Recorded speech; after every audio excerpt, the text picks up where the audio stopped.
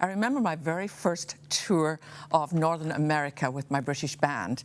I had done one or two concerts. I'd opened for an artist called Phil Keaggy before. I'd worked with a guy called Russ Taff.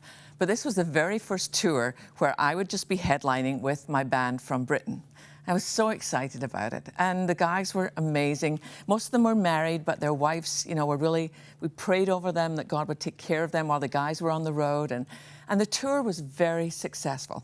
But on the very last day, I realized that the tour promoter had run off with all the money and hadn't paid anyone. He hadn't paid the sound guys or the lighting guys, or he hadn't paid the band. And I called him and I said, how can you do this? You claim to be a believer. And he said, what are you going to do? Sue me. If you do, I'll just file for bankruptcy and I'll start up tomorrow and under a new name. I was honestly devastated. I flew home and I sold the house I had in London because I was determined that the guys who had worked for me would not suffer because of this other person. So I was able to pay the band and the lighting and pay the sound guys. I actually moved in with my pastor and his wife for 2 years. I just told him I was coming for the weekend, but it extended.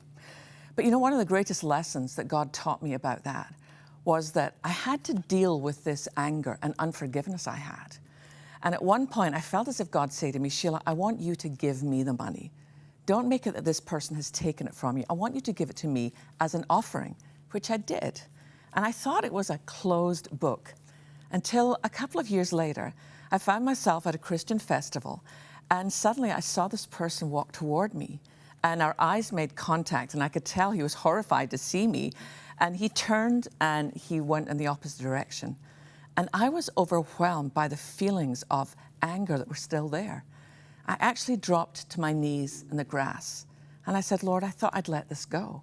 And he said, Sheila, what you did was you brought me the debt, but you never brought me the debtor.